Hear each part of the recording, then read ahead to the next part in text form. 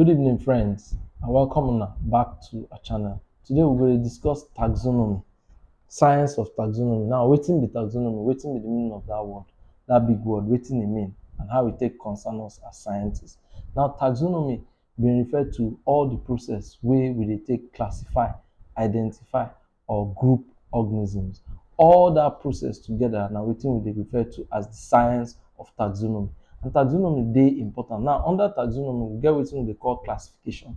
And wetin classification mean na the grouping of organisms, the method wey we dey take group organisms based on characteristics wey these organisms dey carry. So many organisms wey we go put together, any organism wey we go put together for one group, e go get reason why we put them for that group. E go mean say e get particular characteristics wey these organisms dey carry, wey these organisms get together. Na im make us put them all together for the same group. So taxonomy include classification, identification, and grouping. But classification on itself na majorly the grouping of this organism. Now, e get important scientist wey im name be Carlos Linnaeus. In 1735, im bin design one 11-page booklet. That 11-page booklet, they call am Systema Naturae, where im bin propose all the different methods wey dey use classify and group many organisms. Na im initially, this man Carlos Linnaeus, na im first group organisms. Im group all the organisms wey dey into earth into three.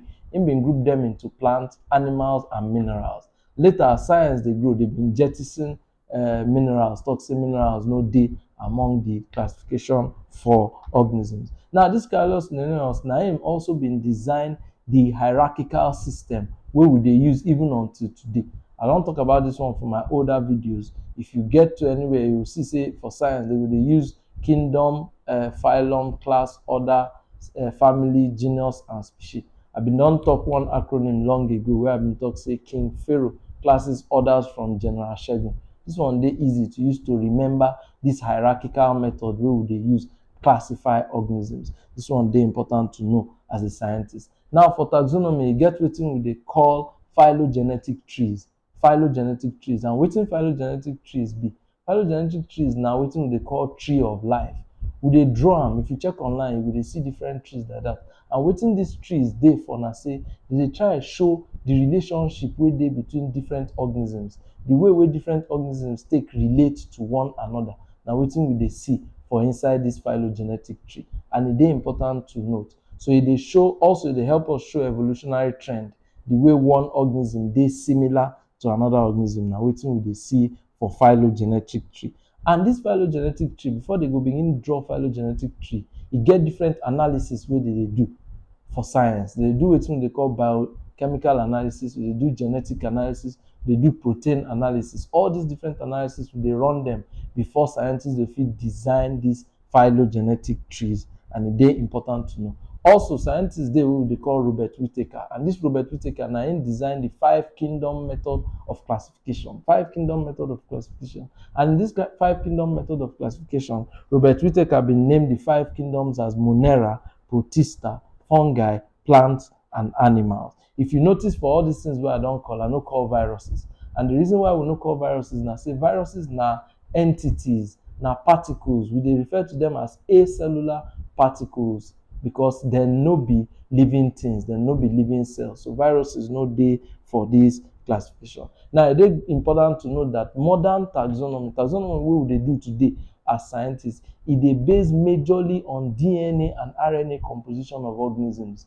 A lot of the taxonomy wey we dey do today, we dey compare the DNA composition and RNA composition of different organisms. Na im dey help us to decide on the group wey we go put different organisms. This one dey important to know. E get scientists too wey dey call Carl Woese.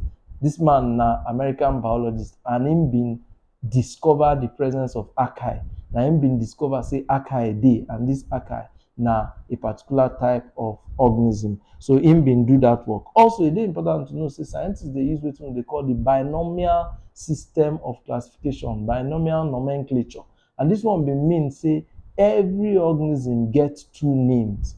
The names wey they call every organism na based on the genus name and the species name. Na im they give to every organism. So human being now, they will call human being Homo sapiens. They will call lion Leo Panthera. All these different names wey they call these different organisms. Now, two names every organism get for science. E be like as we dey now, we get name and surname. Na so e be for science. The genus and the species name na wetin dem dey use call every organism, and this one dey important to know. E also dey important to know say microbiologists get two major manuals wey dem don write, wey dem dey update from time to time, and these manuals bin dey carry the names of different organisms, bacteria wey dey exist. And the names of these manuals na Begg's Manual of Determinate Biology and Begg's Manual of Systematic Bacteriology.